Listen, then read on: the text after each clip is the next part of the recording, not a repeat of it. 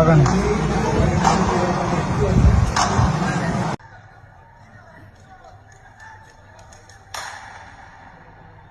আমার নাম হচ্ছে মোহাম্মদ রাহাত হোসাইন। 20 জুলাই 20 তারিখের এটা ঘটনা। আমি যখন আসি তখন বাজে হচ্ছে গিয়ে 12টা। এই ঘটনাটা ঘটে হচ্ছে গিয়ে 12:30টার দিকে। ইমাম হোসেন তাইম যে আর হচ্ছে গিয়ে শাহরিয়ার এখানে বসা ছিল, আমি বাইরে বসা ছিলাম। এখানে কিছু আন্দোলনকারীরা ছিল, তাই পুলিশ কিছুতেই ছত্রভঙ্গ করতে পারতেছিল না। চতুর্দিকে যখন গুলি বর্ষণ শুরু করলো, সবাই ছোটাছুটি শুরু করলো, রোডের দিকে, হাইওয়ে রোডের দিকে দৌড় দেয় বা হচ্ছে গিয়ে গল্লির দিকে মুভমেন্ট করা শুরু করে সবাই। তাই ওই অবস্থানে আমরা কোনো দিকে দৌড় দিইনি। এই যে টি স্টলটা, যে এই টি স্টলের ভিতরে আমি ঢুকে যাই, তখন পুলিশ এই জায়গার থেকে, এই হাইওয়ে রোডের থেকে বলতেছে যে ওরা কারা, ধর ওদেরকে। অ্যাগ্রেসিভ একটা মুড ছিল পুলিশের ওই সময়টাতে। শাটারটা ক্লোজ করে দিল দোকানদার। শাটারটা ক্লোজ করার পরে পুলিশ সামনে এসে 15-16 জন বন্দুক তাক করা ছিল। বন্দুক তাক করা অবস্থায় তারা শাটারটা খুলে, শাটারটা খোলার পরে প্রায় দোকানদার সহ আমাদের সবাইকে মারধর শুরু করে। পুলিশ প্রথমে আমাকে হাত ধরে টেনে বের করে প্রায় 5-6 জন ইচ্ছা মতো পিটায় আর কি। কোমরে অনেক বড় আঘাত পাইছিলাম, হাত দিয়ে ঠেকানোর চেষ্টা করেছিলাম, হাতে অনেক আঘাত পাইছিলাম। তারপরে দ্বিতীয়ত টেনে বের করে হচ্ছে কি আপনার ইমাম হোসেন তাইমকে, ওকে টেনে বের করে ইচ্ছা মতো ওকে পিটালো। তাইম দৌড় দিয়ে যখন এই পজিশনটাতে যখন চলে আসে, তখন আমাকে তখন পিটাচ্ছিল। আমি তখন শুয়ে মানে পড়ে যাওয়া অবস্থায় দৌড় দিয়ে তাইমের পাশে এসে দাঁড়াই। তাই আমাদেরকে বলতেছে যে দৌড় দে।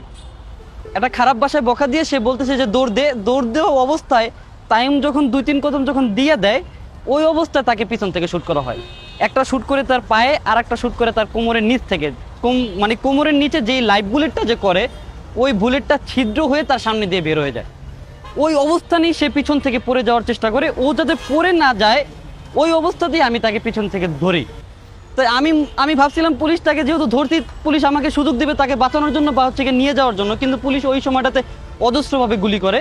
ওই গুলি করা অবস্থায় আমার পাটা পুরো ঝাঁঝরা হয়ে যায়। ওই মুহূর্তটাতে আমি অনুভব করতে পারি না এই জন্য আমার কি লাগছে। আমি যখন তাকে টেনে পিছনের দিকে নিয়ে যাচ্ছি, ওই অবস্থায় তাইম আমাকে বলতেছে যে ভাই তুমি আমাকে ছেড়ে দাও, আমি আর পারতেছি না। তখন থেকে আমার পায়ের যন্ত্রণাটা খুব আরো তীব্র হচ্ছে। তাই ওই জায়গাটা থেকে আমি তাকে ছেড়ে পিছনের দিকে দৌড় দিই। যখন দৌড় দিই, পুলিশ তখনও পিছন থেকে শ্যুট করে। কিন্তু ওই মুহূর্তটার সিচুয়েশন এরকম ছিল যে পুরো শুনশান নীরবতা হয়ে গেছে। রাস্তায় একটা মানে শুধু পুলিশ ছাড়া কোনো কেউ ছিল না।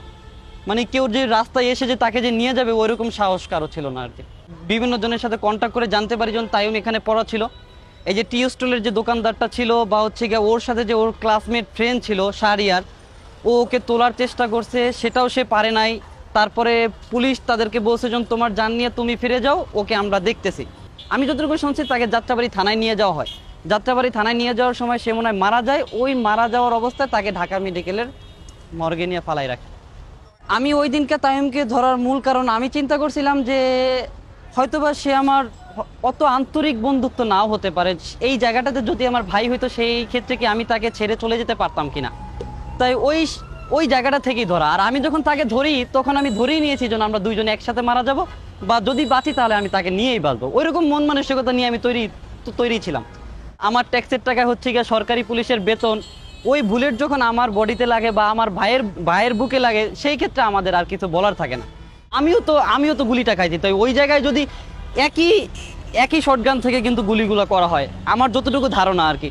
তাই তার যদি তাইমের যদি বিচার হয়, তাহলে আমিও বিচারটা মানে সেই জায়গাতে আমি পাবো, আশা করি আমি।